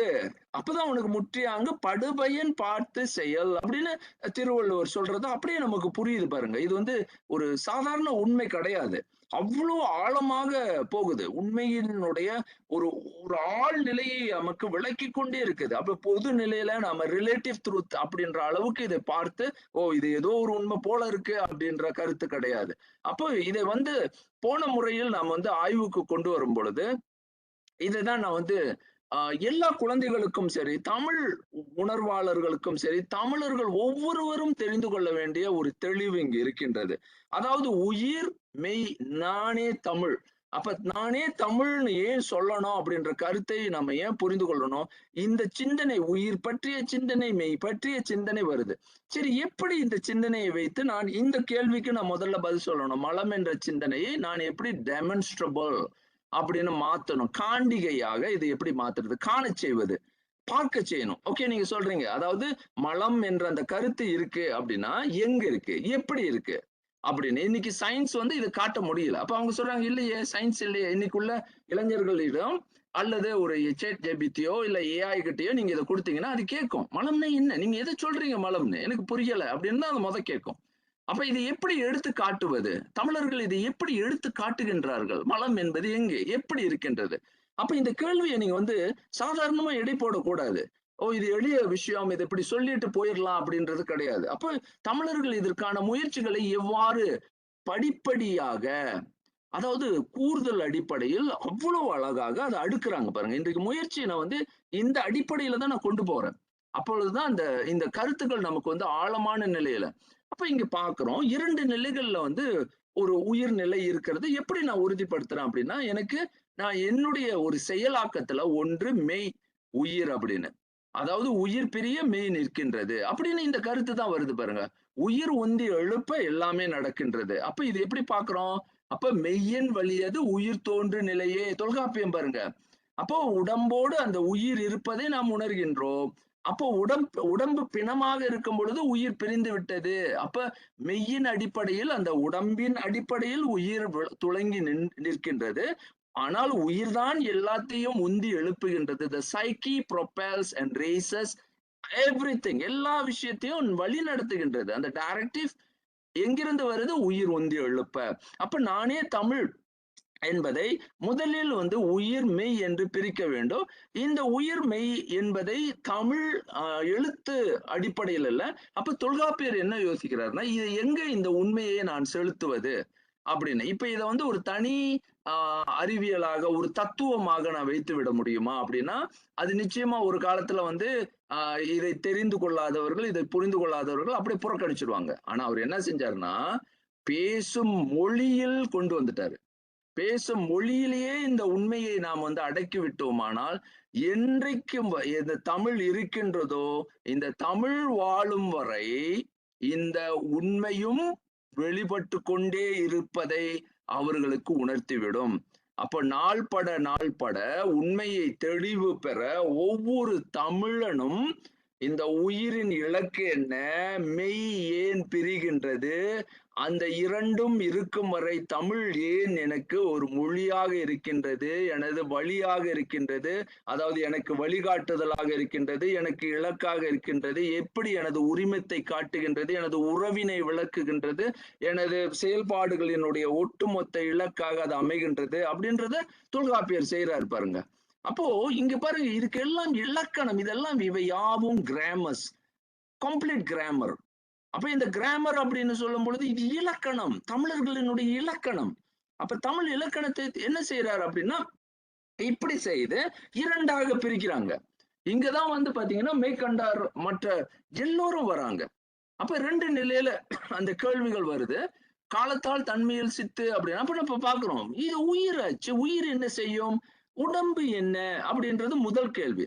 அப்ப இது ரெண்டு கேள்வியை தான் முதல்ல காண்டிகையாக மாத்துறாங்க. காண்டிகை அப்படின்னா டெமான்ஸ்ட்ரபிள். நீங்க பாருங்க, அப்ப முதல்ல அவர் ஆய்வுகளை எங்கேயும் கொண்டுட்டு போகல, கடவுளை பத்தி பேசல, மத்த யாரையும் பேசல, முதல்ல உங்களை தான் தேட சொல்றாரு. அப்போ நீங்க பாருங்க, அதனாலதான் தட்பரம் காணுதல். அப்படின்னா உங்க உள்ளுக்கு நீங்க முதல்ல பாருங்க. இரண்டு நிலைகளை நாம பார்க்கிறோம். அப்போ இந்த இந்த நிலைகள்ல இரண்டு நிலைகளை நாம பார்க்கிறது எப்படின்னா, முதல்ல உங்க உடம்பு, உயிர், இது ரெண்டை மட்டும் நீங்க நன்றாக புரிந்து கொண்டாயா அப்படின்னு. அப்ப எப்படி பிரிக்கிறாங்கன்னா, சித்து சடமாகாது. அப்ப நான் பாக்குறேன், எந்த நிலையிலையும் என்னுடைய உயிர், நான் குழந்தையாக வாழ்கின்றேன், அப்புறம் பிறகு எனது வயது முதிர முதிர முதிர எனது உடம்பும் வளர்கின்றது, அது போல உயிர் நிலையும் அது வளர்ச்சி அடைகின்றது. ஒரு கூறுதல், அதாவது அந்த அறிவு, உணர்வு, கான்சியஸ்னஸ் சொல்லக்கூடியது, இன்டெலிஜென்ட், என்னுடைய அறிவு வளர்கின்றது, அது போல எனது உணர்வு நிலை விரிகின்றது. அப்ப இது பாக்குறாரு. ஆனா சடம் அந்த மாதிரி இல்ல. எத்தனை காலம் ஆனாலும், ஒரு 10 வருஷம் நீங்க ஒரு எக்ஸ்பெரிமெண்ட் செய்யுங்க, அது எப்படியாவது உயிரா மாறும்னா மாறாது. அப்ப இதுதான் கேள்வி. இந்த சடம் சித்தாகாது, சித்து சடமாகாது அப்படின்றத நாம அதாவது மெய்கண்டாரினுடைய சைவ சித்தாந்தம் சொல்வதை போல அதையே எடுத்து அதாவது திருமூலர் என்ன செய்கின்றார், சத்தும் அசத்தும் சதசத்தும் தாம் கூடி சித்தும் அசித்தும் சிதசித்துமாய் நிற்கும் அப்படின்னு முதல்ல அடுத்த டெமான்ஸ்ட்ரபிள் அப்படின்னு கான்செப்டை கொண்டு வராரு. இப்ப இங்க எங்க மலத்தை நீங்க பாக்குறீங்க அப்படின்னு ஒரு கேள்வி வருது. எது உங்களது, எது உங்களது இல்ல அப்படின்றத கேட்க வைக்கிறாரு. அப்போ அவர் என்ன பாக்குறாருன்னா, எது உனது எது உனதல்ல, அதை முதல்ல சிந்திப்போம் அப்படின்னு. அப்ப இந்த கேள்வி கேட்கும் பொழுது, accordingly the psyche is capable of engaging with the supreme intelligence, the sentient principle, ஒரு உண்மையின் அடிப்படையில், and innate, the insentient principle. அப்போ அதாவது கான்ஷியன், இன்கான்ஷியன். அப்ப இந்த ரெண்டு பிரின்சிபல் எல்லாத்தையும் ஆய்வு செய்ய சொல்றாங்க. அப்படியே கண்ணுக்கு கொண்டு வராங்க முதல்ல. அப்ப comprehending the experiencing both together as a combined state அப்படின்றத பாக்குறாரு. சதசத்துவா நீ நின்று பாக்குற, உன்னால 3 நிலையை காண முடியுது, பார்க்க முடியுதா இல்லையா அப்படின்னு கேட்கணும். அப்ப இந்த மாதிரி கேட்கும் பொழுது நான் முதல்ல 2 நிலையை பிரிச்சிடுறேன். மெய்யன் வழியது, அதாவது மெய்யன் வழியது உயிர் தோன்று நிலையே அப்படின்னு முதல்ல பாக்குறோம். அப்போ சித்து சடமாகாது, சடம் சித்தாகாது என்பதுல இதை நான் முதல்ல போட்டுடுறேன் உங்களுக்கு. இதை ரெண்டையும் பிரிச்சிடணும் முதல்ல. அப்ப இது எப்படி உயிர் மெய் அப்படின்னு தமிழர்கள் பிரித்தார்கள்? இது அதாவது ஒவ்வொன்றையும் தமிழர்கள் ரொம்ப அழகாக கவனிக்கிறாங்க, ஒவ்வொரு ஆழமாக இதை பிரிக்கிறாங்க. அப்ப எது என்னது, எது உயிருக்குரியது, எது மெய் உடம்புக்குரியது அப்படின்னு பிரிக்கிறாங்க. அப்ப உயிர் வினை கர்த்தாவாகி வினை முதலாகி செலுத்துவது, கட்டளை நிறுத்துவது. இது எல்லோருக்கும் தெரியும். நான் வந்து என்னன்னா acting on, instructing on, coordinating on, giving instructions அப்படின்னு என்னால தெரியுது. என்ன உடம்ப கையை தூக்குனா தூக்குறேன், விடுனா விடுறேன். அப்போ கையை வந்து இப்படி செலுத்த. அதே மாதிரி நீங்க நல்லா புரிந்து கொள்ளுங்க. நீங்க மட்டும் அதை இன்ஸ்ட்ரக்ட் பண்ணல. அதோடு உங்க உடம்பு உள்ளுக்கு இன்னொன்னும் தானே செயல்படுவதாகவும் இருக்கின்றது. மெய் வந்து செய்யப்படு பொருளாகி செலுத்தப்படுவது, கட்டளை பெறுவது பார்க்கிறோம். Reactor reacting on receiving instructions அப்படின்றத நம்ம நன்றாக உணர்றோம். அப்போ உயிர் நீங்க, ஒரு உடம்புல இருந்து உயிர் நீங்க, அது இன்ஸ்ட்ரக்ஷன் அப்படின்னு கட்டளையை, அந்த கட்டளைகளை இடுவதில்லை. அப்போ உடனே உடல் வந்து அப்படி பிணமாக கிடக்கின்றது. இதைதான் நான் வந்து போன முறை ஆய்வுக்கு கொண்டு வந்தேன். இது தொடர போறோம். இந்த ஆய்வை தான் மேலும் மேலும் நம்ம செய்ய போறோம். சத்து, இந்த வார்த்தைகளை நன்றாக புரிந்து கொள்ளுங்க. இது வந்து இன்னும் குழப்ப நிலையில இருக்கு. இந்த சத்துனா என்ன, சித்துனா என்னன்னு இன்னும் புரியல. இந்த சொற்களை வந்து நான் ரொம்ப தெளிவாக புரிந்து கொள்ளுங்க. சத்து என்பது சைக்கிக் இன்டெலிஜென்ட், உள்பொருள், அறிவு, மெய்ப்பொருள், இதெல்லாம் சத்து, சைக்கிக் இன்டெலிஜென்ட். அசத்து என்பது அன்இன்டெலிஜென்ட் அப்படின்னு, சப்ஸ்டன்ஸ் அப்படின்னு நம்ம சொல்றோம். அதாவது இன்சென்டியன் அப்படின்ற அந்த கருத்து. அதுதான் இது இன்சென்டியன்றது அசித்து அப்படின்னு. அதாவது சென்டியன், சித்து, சைக்கிக் கான்சியஸ்னஸ். சைக்கிக் கான்சியஸ்னஸ் வித்தியாசம் இருக்கு. சத்துக்கும் சித்துக்கும் வித்தியாசம் இருக்கு. வேறுபாடுகள் உண்டு. இதுலதான் ரொம்ப சி அத்து, சா அத்து. சா என்பது உண்மை பொருள், அத்து என்பது சேரும் பொருள். சி என்பது முதல்ல சொன்ன, அது காணும் இயல்புடையது. சி அதான் சி, அதான் சிவம். அந்த பல சொற்களை கொண்டு வருது. அத்து, சி அத்து அப்படின்றது. அதை வந்து இந்த நுட்பத்தை நான் வந்து ஆய்வு வந்து பின்பு, நான் சொல்லாய்வுகளை இப்ப இங்க செய்யல. அசித்து என்பது, அதாவது இது வந்து கான்ஷியன் இன்கான்ஷியன். இதுக்கு அழகான சொல் வந்து கான்ஷியன் இன்கான்ஷியன். இது கான்ஷியன், இது இன்கான்ஷியன். சென்ஸ்லெஸ் சப்ஸ்டன்ஸ் போட்டிருக்கேன். இது வந்து கொஞ்சம் இது கொஞ்சம் மாத்தலாம். அதாவது இது கான்ஷியன், இது இன்கான்ஷியன் அப்படின்னு புரிந்து கொள்ளலாம். அடுத்தது சூக்மம், கண்ணுக்கு தெரியாது. அதாவது உயிர் என்பது சுட்டு அறியப்படாத பொருள் அப்படின்னு தொல்காப்பியர் சொல்றார். இது திருமூலர், மன்னிக்கணும், மெய்கண்டார் சொல்றார். மெய்கண்டார் வந்து சுட்டுக்கு ஆள்படாது. அது வந்து ஒரு மெஷர்மெண்ட்டுக்கு கொண்டு வர முடியாது. ஏன் அப்படின்னா அது சூக்ம பொருள், இன்விசிபிளா இருக்கும். இன்விசிபிள் மட்டுமல்ல, அது கண்ணுக்கு தெரியாத பொருள் இல்ல. அது ரொம்ப நுட்பம். கண்ணுக்கு தெரியாதுன்னு சொல்ல முடியாது. அதை எப்படி சொல்றாருன்னா, சுட்டுக்கு இட் cannot be measurable. அது வந்து ஒரு மெஷர்மெண்ட்டுக்கு கொண்டு வர முடியாது, ரெஃபரன்ஸ் ஃப்ரேம்க்கு கொண்டு வர முடியாது. இது ரொம்ப முக்கியமான ஆய்வு. பின்பு இது எப்படி சுட்டு இன்மை அப்படின்ற அந்த கருத்து ரொம்ப நுட்பமா வந்து அதாவது மெய்கண்டார் இதை வந்து சொல்லிடுவாரு. சூக்மம் அப்படின்னு, அது வந்து சட்டல் அப்படின்னு. அது போல தூளம், கிராஸ், அது ஆப்வியஸா, அதாவது இதை வந்து ஒரு மெஷர்மெண்ட் கொண்டு வரலாம், ஒரு இன்ஸ்ட்ருமெண்ட் வைத்து ஆய்வு செய்திடலாம். அது போல உள்ளுறுத்து புலக்கூர்வு உடையது. இது இது கொஞ்சம் ஆய்வு உடைய ரொம்ப மூலங்களை நான் இங்க சேர்த்து சொல்றேன். இது வந்து என்னுடைய நூல்ல நான் பதிவு செய்த பதிவுகள். நேரடியாகவே எடுத்து இங்க நான் இப்ப இதற்கு பிறகுதான் இதை வந்து ஒவ்வொன்றாக, இது ஒவ்வொன்றும் விளக்கப்பட வேண்டியது, ஆழமாக உறுதிப்படுத்தி விரிவாக்கம் செய்யப்பட வேண்டியது. உள்ளுறுத்து புலக்கூர்வு உடையது, சைக்கிக் இம்பால்ஸ் ஃபீல்டு இவால்யூஷன் இருக்கு. இதுதான் நம்ம ஆய்வுக்கு பிறந்து கொண்டு வரணும். இன்னைக்கு இருக்கக்கூடிய நியூரோ சயின்ஸுக்கு இங்கதான் நம்ம பேச வேண்டிய நிறைய காரணங்கள் உண்டு. ஃபீல்டு சயின்ஸ் அப்படின்ற ஒரு புலக்கூர்வு உண்டு அப்படின்னு சொல்றாங்க. உள்ளுறுத்து அப்படின்னு, உள்ளே அது உறுத்தி இது வந்து தொல்காப்பியம் மிக மிக ஆழமாக ஆய்வு செய்திருக்கின்றது. பிறகு இதெல்லாம் காட்டுறேன், எப்படி தொல்காப்பியம் ஆய்வு செய்திருக்கின்றது, பின்னே வரக்கூடிய தமிழ் மரபு இதை வந்து ஃபீல்ட் சயின்ஸ் எப்படி இவால்யூஷன் சயின்ஸுக்கு மாத்திருக்கு, இம்பால்ஸ் ஃபீல்ட் சயின்ஸா மாத்திருக்கு. உள்ளுறுத்து புலக்கூர்வு இன்மை, no psychic impulse field evolution அப்படின்னா நீங்க பாக்குறீங்க.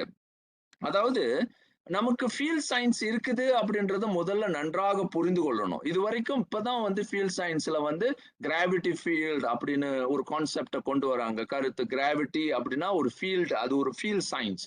அப்ப அது போல நீங்க பாத்தீங்கன்னா எலக்ட்ரோ மேக்னெட்டிக் ஒரு ஃபீல்ட், அது ஒரு புலம்.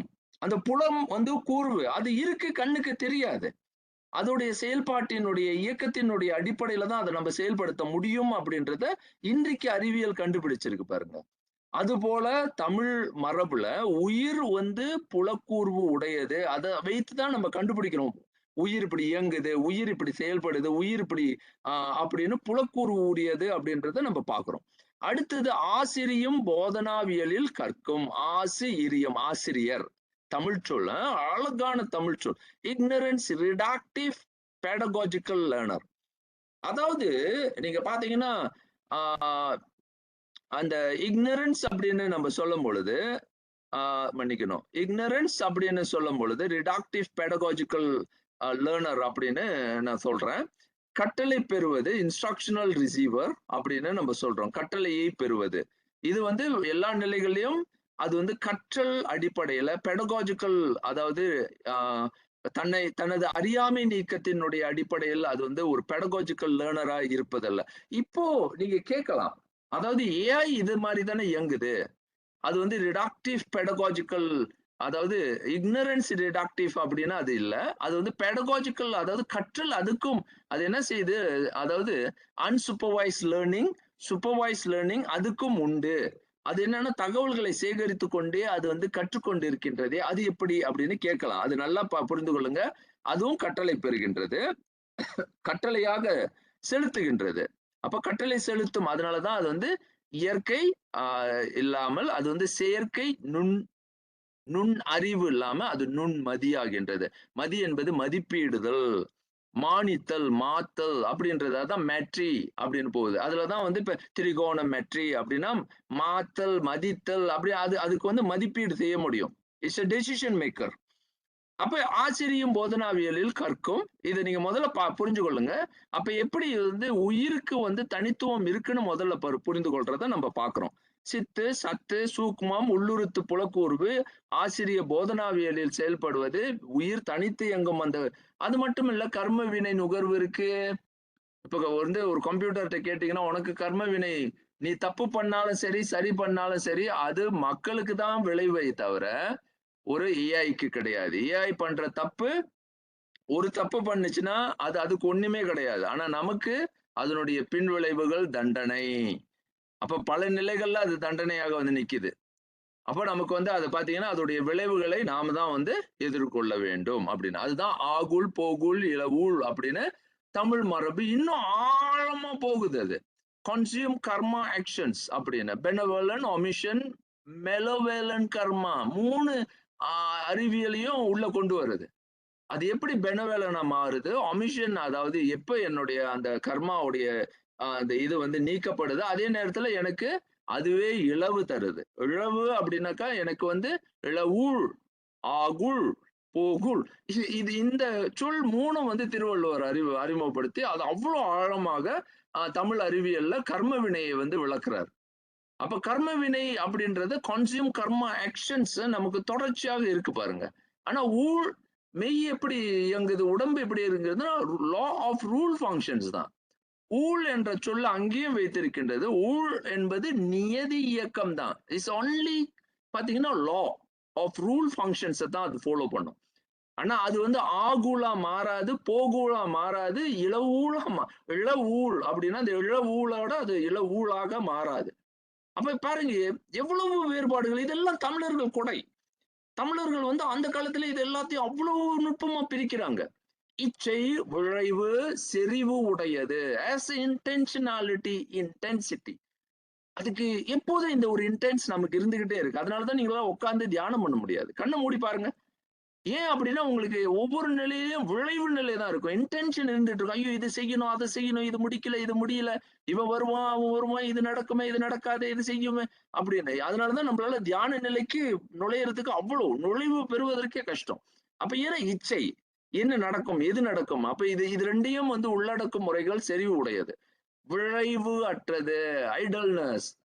அது ஏன் செய்யணும், எதுக்கு செய்யணும், இப்பதான் கொண்டு வராங்க ஏஐ உள்ளுக்கு இந்த விளைவு அப்படின்ற ஒவ்வொரு கருத்தா கொஞ்சம் கொஞ்சமா கொண்டு வராங்க. விளைவு தெரிவது, அந்த விளைவை வந்து அது வந்து பார்ப்பதற்கான தேவையை அது உருவாக்கல. நம்ம இன்ஸ்ட்ரக்ஷன் கொடுத்தோம்னா அது செஞ்சிடும். உயல் உண்மை உடையது. ரொம்ப ஆழமான பதிவு இது ஒண்ணு. as a psychic existentialism அப்படின்றது உயல் உண்மை. இந்த வார்த்தையெல்லாம் ரொம்ப ரொம்ப ஆழமான தமிழ். உயல் உண்மை, த சைக்கிக் எக்ஸிஸ்டென்ஷியலிசம் அப்படின்ற ஒரு கருத்தை தமிழ் மரபு வைத்திருக்கின்றது. காய இருப்பியல் உடையது. பிசிக்கல், காயம்னா பிசிக்கல். Physical existentialism. பிசிக்கலி நீங்க பார்க்கலாம், பிசிக்கலி செய்யும், பிசிக்கலி பார்க்கலாம், ஒவ்வொன்றா போகும். ஆனா இங்க சைக்கிக் எக்ஸிஸ்டென்ஷியலிசம், இதுதான் குவாலியா அப்படின்னு நம்ம பின்னால சொல்லுவோம். ஒவ்வொரு உணர்வும் நான் பார்ப்பது, இதைதான் வந்து உலகமே ஒரு பெரிய ஆய்வுகளுக்கு கொண்டு வருது. அடுத்தது ஆவதறிவது. ஆஹ் நடக்கவிருப்பதை நடக்கவிருப்பதை இதை செய்து இதனால் நான் என்ன பயனடைகின்றேன். இந்த அப்படியே திருக்குறளை இது உள்ள அடக்குது பாருங்க. தன்னுணர்வது, இந்த வார்த்தை இதுதான் தன்னுணர்வது, ரியலைசேஷன் ஆஃப் பீயிங்னஸ் அப்படின்ற ஒரு கருத்தை உயிர் வைத்திருக்கின்றது. ஆவதறியாது, இக்னரன்ஸ் ஆஃப் இட் செல்ஃப். அது ஏன் எதுக்கு செய்து ஏன் எதை நோக்கி செல்வது அப்படின்னு மெய்க்கு தெரியாது, உயிருக்கு தெரியும். இதுல வந்து தன்னுணர்வு அப்படின்னு, அப்போ அதாவது தன்னுணர்வு பெறுதல் அப்படின்றது தமை உடைய அப்படின்றது, தன்னுணர் தமை உடைய அப்படின்னு. அப்போ தன்னை காணுதல் அப்படின்ற அந்த சிந்தனையே வந்து தன்னுணர்வு உடையது, ரியலைசேஷன் ஆஃப் த பீயிங். நான் என்ன செய்கின்றேன், நான் எதற்காக செய்கின்றேன் அப்படின்ற ஒவ்வொன்றையும் வந்து புரிந்தும் புரியாமலும் ஒரு நிலையில, அது தெரிந்தும் தெரியாமலும் எல்லா நிலைகள்லயும், அந்த 3 நிலைகள்லயும் அது உணர்ந்து கொண்டு தன்னேர்வு உடையது. இது ரொம்ப முக்கியமான எடுத்துக்காட்டா நான் இங்க செஞ்சிருக்கேன். செல்ஃப் அட்டெஸ்டேட்டிவ் அக்செப்டன்ஸ் அப்படின்றத நம்ம முதல்ல, ஏன்னா தன்னுடைய நிலையில அது வந்து நான் என்ன செய்கின்றேன் அப்படின்றத அதனாலேயே உறுதிப்படுத்திக்க முடியும். எஸ், எனக்கு இது நடக்குது, எஸ் இது நடக்கல. தன்மானிப்பு, செல்ஃப் வேலிடிட்டி, மானிப்பு, இதெல்லாம் தான் முதல்ல சொன்னேன். மானிப்புல இருந்து தான் மாத்தல், மானித்தல், மதிப்பிடுதல், அந்த எல்லாமே தன் மதிப்பிடுதல், தன்னையே வேலிடிட்டி கொண்டு வர்றது. நான் செய்வது அப்படின்றத அது வெரிஃபை பண்ணிடுற, இது சரியில்லை, இது சரி, இது சரியில்லை, இது தப்பு, இது உணர்வு, இதெல்லாம் அந்த ஆகுல் போகுல் இலவுள் அந்த இதுலதான் நம்ம இதுல சிக்குவதற்கு காரணம் இந்த தன்மானிப்பினுடைய தன்னேர்பின். இதை நான் ஏற்றுக்கொள்கின்றேன், அந்த ஏற்பதனால எனக்கு மானிப்பு நடக்கின்ற, மானிப்பின் வழி தன்னேர்பு செய்வது, இப்படிதான் மாத்தி மாத்தி இது நடக்குது. இந்த இந்த குறிப்பு நான் வந்து ஒட்டு மொத்தமா உடம்புக்கும் உயிருக்கும் உள்ள வேற்றுமைகளை முழுமையாக முற்று முதலமாக பிரிக்கிறோம். அப்ப இது வந்து இது ஒவ்வொன்றும் ஆய்வுக்குரியது. குறிப்பு கால உணர்வு, காய கால அறிவது. அதாவது காய காலத்தில் படுவதுதான், impacted by the physical times of மெய். ஆனா இது வந்து குறிப்பு கால உணர்வு உடையது. 2 காலம் தமிழர்களுக்கு உண்டு அப்படின்னு உலகத்திற்கு நீங்க எங்க போய் தேடுங்க, உலகத்துல ஒரே ஒரு மரபு மட்டும்தான் இந்த 2 காலத்தை பத்தி பேசுது. there is அப்படின்றது. அப்போ இந்த consciousness of psychological time and physical time அப்படின்ற ஒரு கருத்தை உலகிற்கு தமிழ் மரபு தான். இதை நான் வந்து பெருமைக்காகவோ இல்லை தன்னுடைய நம்ம வந்து உயர்த்து, இதை வந்து உறுதிப்படுத்தும் வகையிலேயே தமிழ் மொழியிலேயே இதை காணலாம். குறிப்பு கால உணர்வுன்னு ஒண்ணு உண்டு, நீ குறித்து தான் செயல்படுகின்றாய். அப்போ இது வந்து காய காலம், பிசிக்கல் டைம்னு ஒண்ணு இருக்கு. பிசிக்கல் டைம் வந்து நீ அன்னாடம் இப்போ இத்தனை மணி ஆயிருச்சு, 7 மணி ஆயிருச்சு, 8 மணி ஆயிருச்சு, 4 மணி ஆயிருச்சு, கிளாஸுக்கு போகணும். இந்த கிளாஸுக்கு உட்காரணும்.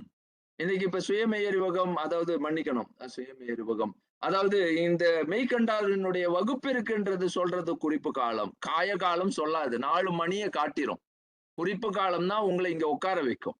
அப்போ இந்த கான்சியஸ்னஸ் அப்படின்ற ஒரு சைக்காலஜிக்கல் டைம் ஒன்று உண்டு, அது இலக்கு வைத்து நகருவது, இது இலக்கற்று போவது. இந்த இந்த காலம் வந்து பிசிக்கலி இதை எப்படி தமிழர்கள் கண்டுபிடிச்சாங்கன்றதுதான் ரொம்ப பெரிய அறிவு. அப்ப தொல்காப்பியம் இதை வந்து அவ்வளவு அழகாக கண்டுபிடித்து நமக்கு வந்து தொல்காப்பியத்துல மரபாக கொடுக்கிறாரு.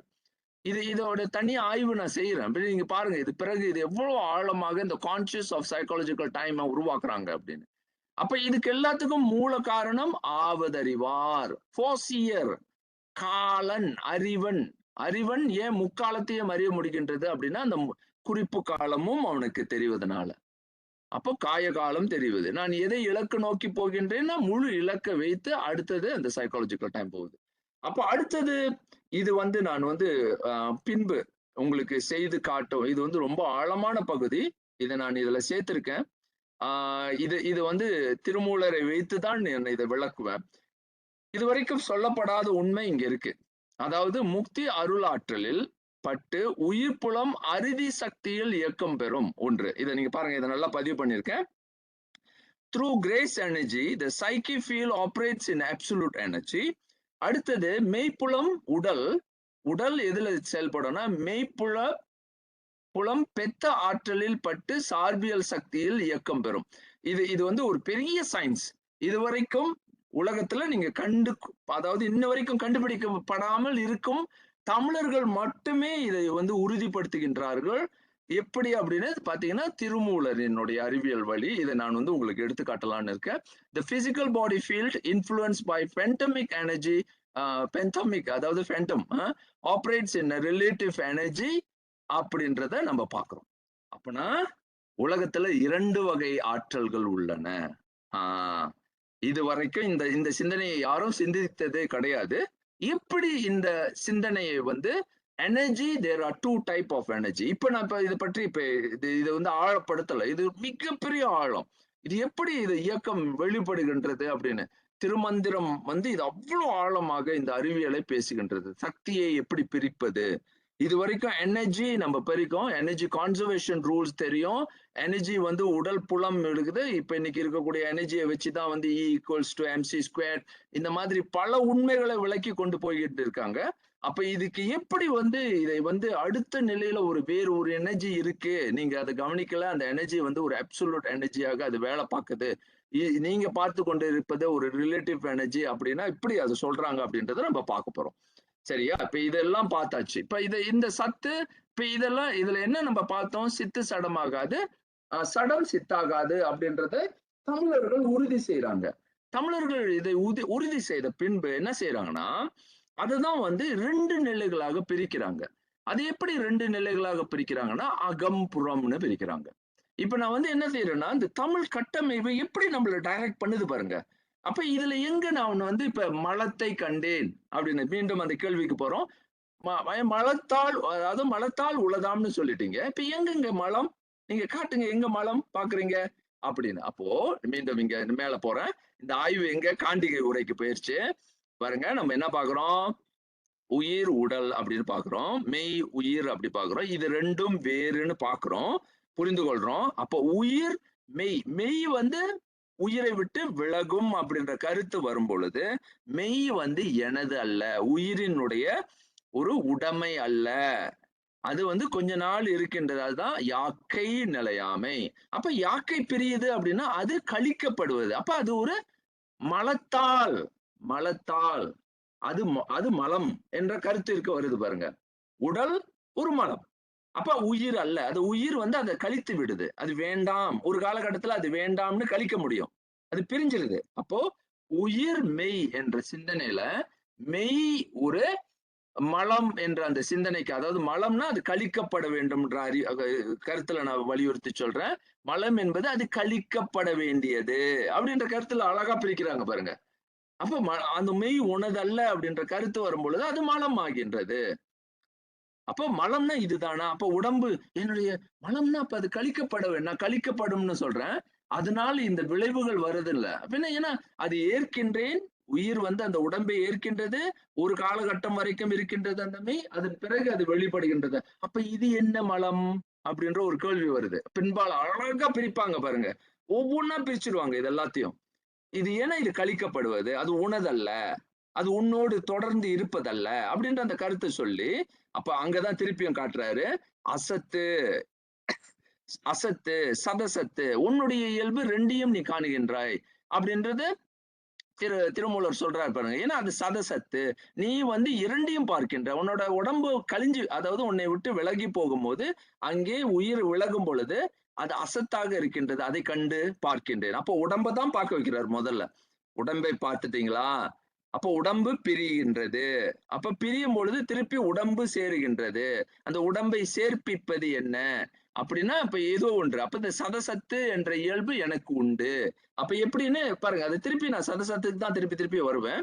அப்ப இதுல வந்து என்ன பாக்குறாங்கன்னா, சரி உடம்பை உயிர் மெய் என்ற அந்த பிரிச்சுட்டோம். மெய் என்பது ஒரு வகையான மலம். ஏன்னா அது என்னுடைய என்னை வந்து என் உயிருக்கு அது வந்து துணை செய்தாலும், என்னுடைய உயிரை அது வந்து வளப்படுத்தினாலும், அதன் மலத்தினுடைய விளைவாக அது வந்து என்ன செய்யுது, அந்த என்னை விட்டு பிரிஞ்சிருது. அது எனது அல்ல, சடம் வந்து எனது அல்ல. அப்போ உயிரின் இயல்பு வேற. அப்ப அதைத்தான் நம்ம முதல்ல பார்த்தோம். உயிரினுடைய இயல்புகள் என்ன அப்படின்றத இப்ப முழுமையாக நான் உங்களுக்கு விளக்கிட்டேன். அப்ப இதெல்லாம் வந்து உயிரினுடைய இயல்பு. இது எல்லாம் மெய்யினுடைய இயல்பு. அப்ப இந்த தன்மைகள் எனதல்ல. அப்ப விளைவற்ற நிலை, காய இருப்பியல் அற்ற அந்த உடைய அந்த நிலை, ஆவதறியாத நிலை, காய காலத்தில் படுவும் நிலை, இதெல்லாம் வந்து உடலுக்கு உள்ளது, எனக்கல்ல. அப்படின்ற அந்த இதெல்லா தன்மைகளும் முதல்ல பாருங்க, the grammar of psyche, the grammar of body, மெய் அப்படின்னு பிரிக்கிறாரு. அப்ப இந்த 2 நிலைகள்ல இதுலதான் இன்னொரு பெரிய சயின்ஸ உலகத்துக்கு கொண்டு போய் தள்ளுறாங்க. அப்படியே உங்களை கொண்டு போய் இன்னொரு பெரிய உலகத்துக்கு தள்ளுறாங்க. அண்டத்தில் உள்ளதே பிண்டம், பிண்டத்தில் உள்ளதே அண்டம், அண்டமும் பிண்டமும் ஒன்றே அறிந்துதான் பார்க்கும் போது சற்றிநாதர் சட்டமுனி ஞானர் சொல்றாரு. அதே இதை வந்து காண்டிகையா மாத்துறாங்க பாருங்க. இப்ப திருப்பியும் திருமூலர், அதாவது தொல்காப்பியத்தை கூப்பிடுறோம். தொல்காப்பியத்தை கூப்பிட்டு, தொல்காப்பியர் ஐயா இங்க வாங்க, தொல்காப்பியர் இதுதான். தொல்காப்பியர் வந்து ரொம்ப வெரி சயின்டிபிக், வெரி சயின்டிபிக். அவர் எப்படி கேட்கிறாருன்னா, காண்டிகை எனக்கு டெமான்ஸ்ட்ரேட் பண்ணு. Is it டெமான்ஸ்ட்ரபிள்? விசிபிள் ஆக்க முடியுமா, எனக்கு காட்ட முடியுமா அப்படின்னு கேட்கிறாரு. அப்ப பாருங்க, இங்க தொல்காப்பியரை நீங்க எடுத்துட்டீங்கன்னா அவர் வந்து விசிபிளா மாட்ட முடியுமா? நீங்க ஒண்ணு சொல்றீங்கன்னா அந்த உண்மையை எனக்கு எடுத்து காட்டுங்க. அதனாலதான் வந்து அறிவு அனுபவமாக்கப்படணும். அனுபவமாக்கப்பட முடியாத அறிவு, அது வந்து அறிவு முழுமை பெறாது அப்படின்னு தள்ளிடுவாரு. அப்ப தொல்காப்பியர்கிட்ட போனீங்கன்னா அவர் வந்து அறிவு அனுபவமாக்க முடியுமா, இது எப்படி நீங்க வந்து விசிபிளா மாத்துறீங்க, எப்படி எனது உணர்வா மாத்துறீங்க, எப்படி எனக்கு இதை மாத்துறீங்க அப்படிதான் கேட்பாரு. அப்போ வந்து இந்த டீச்சிங் மெத்தட் வந்து இது வரைக்கும் நீங்க பாத்தீங்கன்னா இந்த மெத்தட்லாம் வந்து இப்பதான் கொண்டு வராங்க. Is it டெமான்ஸ்ட்ரபிள்?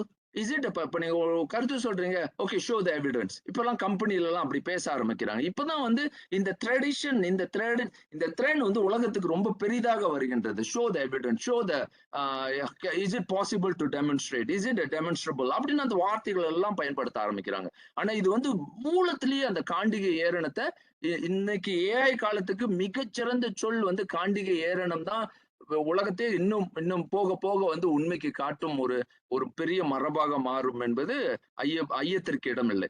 இப்ப பாருங்க, இது what exist in the macrocosm exist in the microcosm. அப்ப அவர் பாக்குறாரு, எதுக்காக இந்த உலகம் படைக்கப்பட்டிருக்கு அப்படின்னா, எனக்கு அண்டத்திலையும் இருக்கிற உண்மைகள் பிண்டத்துக்கு வருது. அப்ப நான் வந்து உலகம் பாருங்க, உலகத்துல உள்ள உண்மைகளை நான் வந்து உள்ள ரிசீவ் பண்றேன். என்னோட உயிருக்கு நான் ரிசீவ் பண்றேன். வாய் கொஸ்டின் வந்து வாய் எதற்காக? அப்ப இங்க மலத்தால் உளதாம்னு எனக்கு தெரிஞ்சிருச்சு. அப்ப ஏன் இந்த அண்டத்துல உள்ள உண்மைகள் எனது பிண்டத்திற்கு நான் கொண்டு வரேன், பிண்டத்தில் உள்ள இந்த உள்ளே இருக்கக்கூடிய உண்மைகள் தான் வெளிப்பட்டும் நிற்கின்றது, உலகமாக நான் பார்க்கக்கூடிய உலகமாக அது இருக்கின்றது அப்படின்றத சித்த மரபு சொல்றது மட்டும் இல்ல, அதுதான் வந்து திருமூலர் போன்ற எல்லோரும் அதை உள்ளுக்கு கொண்டு வராங்க. அண்டத்தின் உள்ளே அளப்பரிதானவள், பிண்டத்தின் உள்ளே பெருவெளி கண்டவள், Thirumanthiram. Within the macrocosm abides the immeasurable want. உள்ளுக்கு immeasurable. அப்புறம் வெளியே within the microcosm beheld the vast infinite, அப்படி infinite அப்படின்ற அந்த infinite space உடைய லாஜிக்ஸை கொண்டு வராங்க பாருங்க. அப்போ இந்த லாஜிக்ஸை வந்து அப்படியே எடுத்துட்டு சயின்ஸா மாத்துறாங்க. அப்போ சயின்ஸா மாத்தி இது அகம் புறம் மைக்ரோகோசம்ன்ற நுட்பத்தை கொண்டு வராங்க. இப்ப இந்த கண்டுபிடிப்புனால என்ன அடுத்த நிலைக்கு கொண்டு போறாங்க? இப்ப நான் பாத்தீங்கன்னா எத்தனை கண்டுபிடிப்புகள் சொல்றேன். காலத்தை வந்து 2 காலமாக பிரிக்கிறாங்க. கான்சியஸ், அதாவது அகக்கால புறக்காலம்னு பிரிக்கிறாங்க. இது வரைக்கும் எந்த மரபுலையும் கண்டுபிடிக்க முடியாம இப்போ குவாண்டம் சயின்ஸ் வந்த பிறகுதான் இந்த சயின்ஸ் இப்ப வெளிப்படுது. 2வது நான் என்ன சொன்னேன், எனர்ஜி சிஸ்டம், அது பின்னால வரேன். இது வந்து ரொம்ப பெரிய சூப்பர் ஒரு பெரிய கண்டுபிடிப்புன்னு நான் சொல்லுவேன். அடுத்தது நீங்க பாத்தீங்கன்னா இங்கதான் வருது அந்த அகம்புறம்ன்ற சிந்தனை வந்து எப்படி பிரிச்சுக்கிறாங்கன்னா, இந்த அக சிந்தனை அதாவது மீ அக்ர கோஷம், மாக்ரோ கோஷம். இது மைக்ரோ அப்படின்றது மீ அக்ர கோஷம்னு முன்பே சொல்லிட்டேன். அது வந்து புறம் என்பது மா அக்ர கோஷம், அண்ட கோஷம், மாக்ரோ கோஷம். இந்த வார்த்தையை பாருங்க, தமிழ் சொல்னு முன்பே சொல்லிட்டேன். அதாவது மீ அக்கரம் அப்படின்னா, அக்கரம்னா அப்படின்னா கரம் அப்படின்னா, அந்த அக்கரம் அப்படின்றது வந்து கரவு அப்படின்னா மறைஞ்சிருப்பது, அக்கரம் அப்படின்னா கண்ணு, அக்கம்னா கண்ணு, கரவு அப்படின்றது மறைந்திருப்பது, கண்ணுக்கு தெரியாமல் மறைந்திருக்கும் உண்மை. மீ அப்படின்னா வெளியே எடுத்துட்டு வருது, ஒரு சட்டல் பாயிண்ட்ல இருந்து அந்த நுண் அண்டமாக இருக்கின்ற அந்த கோஷம் என்பது வெளி ஸ்பேஸ கொண்டு வராங்க பாருங்க. இது யாருடைய கொடை? நீங்க இங்க பாருங்க, இந்த மைக்ரோகோசம்ன்ற சொல் எங்கிருந்து வந்திருக்கு நீங்க தேடுங்க. உலகத்துல போய் தேடி பாருங்க. இந்த சொல் வந்து தமிழ் சொல். மீ அக்கற கோசம், மாக்ர கோசம் அவங்களுக்கு புரியாது. மா மா அப்படின்றது பெருசு. அக்ரோ கோசம், அப்புறமா அக்கரம் கோசம், மா அக்கர கோசம், அண்ட கோசம் அப்படின்னு நம்ம சொல்றோம். அப்ப பாருங்க, தமிழ் வந்து சொல்லுக்கு குடுத்துட்டு ஆங்கிலேயர்களுக்கு குடுத்து, அதே நேரத்துல நம்மளோட உண்மையையும் விளக்குது.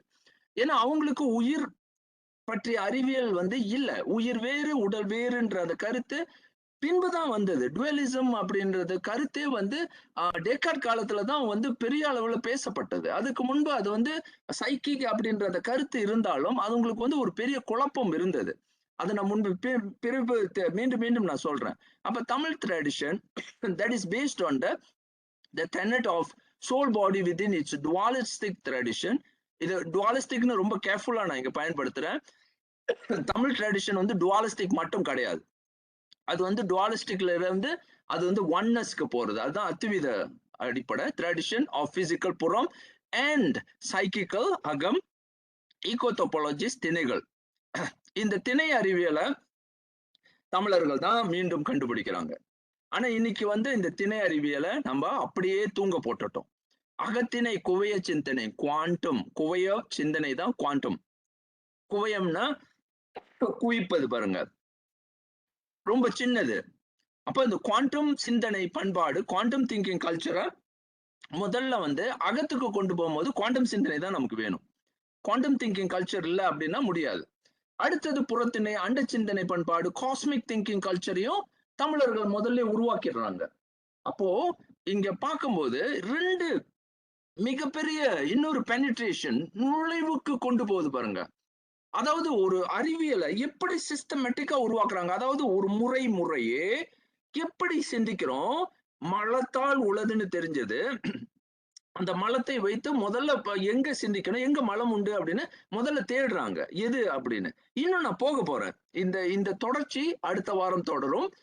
இன்னும் ஆழமாக இந்த அடிப்படையில தான் மலத்து உளதாம் அப்படின்றது, எப்படி மலத்து உளதாம் அப்படின்ற அந்த சிந்தனையிலிருந்து பேர் அறிவியலை தமிழர்கள் உருவாக்கி கொண்டே இருக்கின்றார்கள். மலச்சிந்தனையை செய்து முடிக்கும் பொழுது ஒட்டுமொத்த உலக அறிவியலை முடித்திடும். இததான் வந்து அதாவது அழகாக மலத்தாள் உளதாம் என்ற அந்த சிந்தனையை காட்டுகின்றது.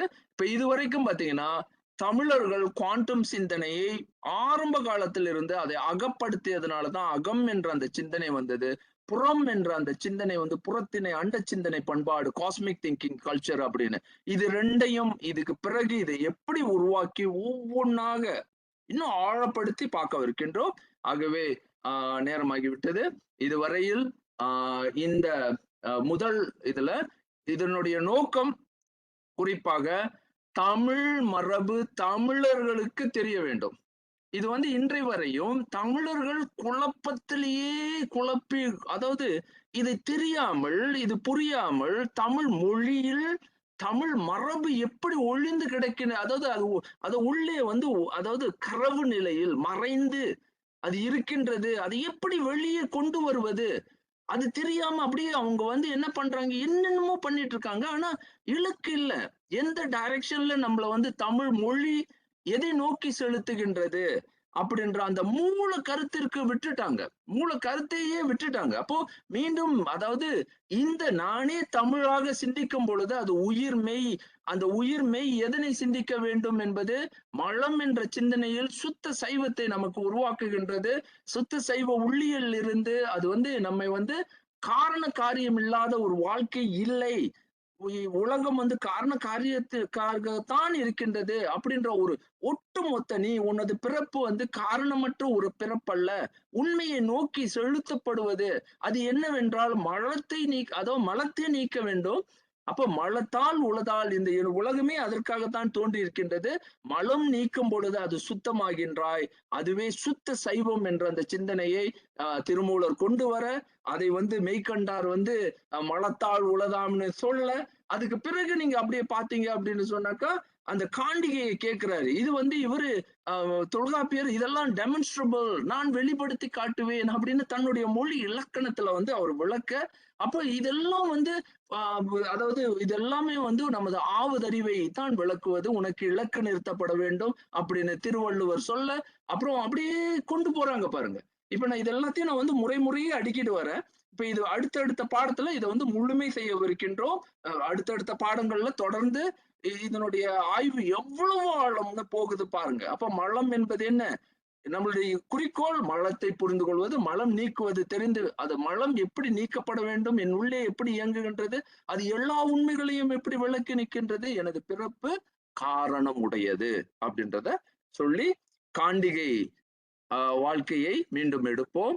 டெமான்ஸ்ட்ரபிள் எது செய்தாலும் அதை வந்து எடுத்து காட்ட முடியணும், சொல்லி காட்ட முடியணும், செயல் நிறுத்தி காட்ட முடியணும் அப்படின்ற அந்த சிந்தனை பாரம்பரியத்தையும் காட்டி நாம் வந்து இன்றைக்கு சுத்த சைவத்திலிருந்து சுத்த சன்மார்க்கம் என்ற முதல் சொல் இன்றைக்கு வந்து அதை தப்பாக, அதாவது தவறுதலாக அதை வந்து திரித்து பயன்படுத்தும் முயற்சிகள் நிறைய நடக்கின்றது. அதாவது திரித்து அப்படின்னா அது இன்னும் சரிப்படுத்தாமல் அது சுத்த சன்மார்க்கம் அப்படின்ற வார்த்தையை வந்து எங்கெங்கயோ கொண்டு போறாங்க. அது இலக்கு என்ன? அப்ப அது அது வந்து திருமூலர் ரொம்ப அழகாக அதை வகைப்படுத்தி கொண்டு வராரு. அது அது தமிழ் மரபு இதையெல்லாம் சரியாக சுமந்து செயல்படுத்தப்படுகின்றது. இப்ப என்னமோ சுத்த சன்மார்க்கம் என்பது ஒரு புது, எங்களுக்கு மட்டும் உரியது, எங்களால் மட்டும்தான் உண்மையை காண முடியும் அப்படின்ற அந்த சிந்தனைக்கு எங்கேயோ கொண்டு போயிட்டு இருக்காங்க.